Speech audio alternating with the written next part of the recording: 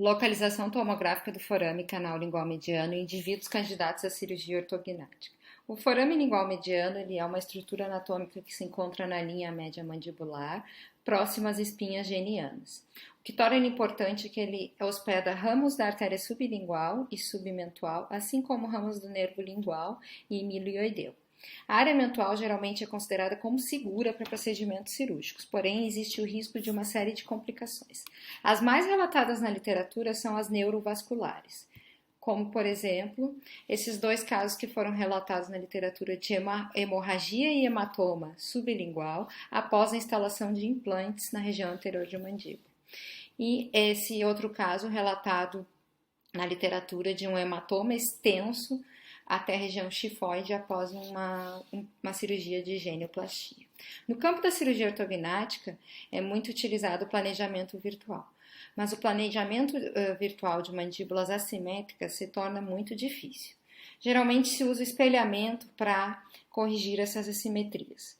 Outra questão desafiadora, porém, é a escolha do plano de espelhamento, a linha média. O objetivo desse estudo, então, foi identificar tomograficamente as características topográficas do forame canal lingual mediano, assim como avaliar a relação do tipo de deformidade, idade, gênero e multiplicidade de forames.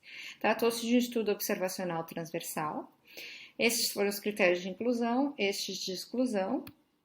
Todas as tomografias foram obtidas com o mesmo dispositivo, os arquivos foram importados para o Dolphin e antes da mensuração foi realizada a padronização da orientação do crânio, sempre pelo mesmo examinador.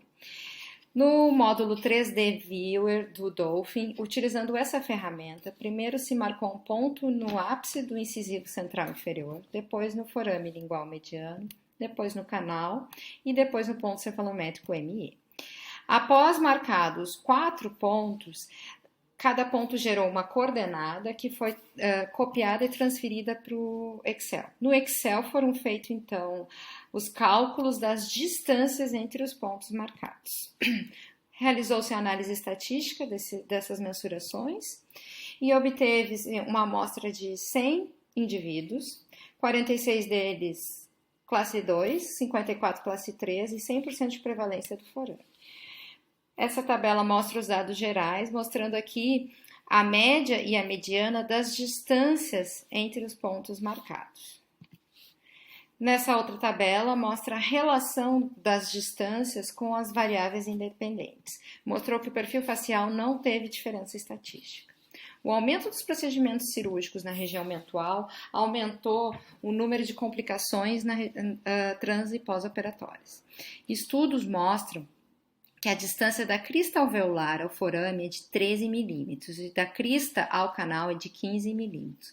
Então, nós temos que ter muito cuidado ao instalar implantes longos na região anterior de mandíbula para não atingir essas estruturas, assim como em mandíbulas atróficas.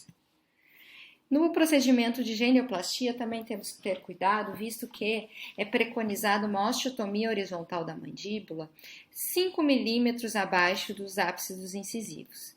E neste estudo nós achamos que a distância do ápice ao forame é apenas 5,9 milímetros. A correção cirúrgica de mandíbulas assimétricas pelo espelhamento é muito desafiadora, porque é muito difícil definir o plano de espelhamento. Contudo, o forame, mesmo que varia na posição vertical, ele sempre está na linha média e hoje em dia ele vem sendo apontado como um novo marco cefalométrico.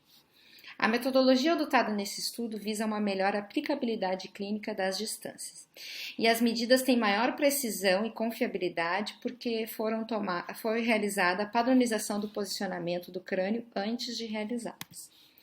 Contudo, o forame obteve 100% de prevalência na linha média. O forame se encontra a cerca de 6 milímetros do ápice do incisivo e 15 do ponto ME, enquanto o canal está a 10 milímetros do ápice e pouco mais de 11 milímetros do ponto ME. A localização vertical das estruturas no planejamento pré-operatório se mostra imprescindível para prevenir complicações neurovasculares. E embora varie sua localização vertical, ele tem um potencial grande de ser utilizado como ponto cefalométrico, visto que está na linha média mandibular. Obrigada.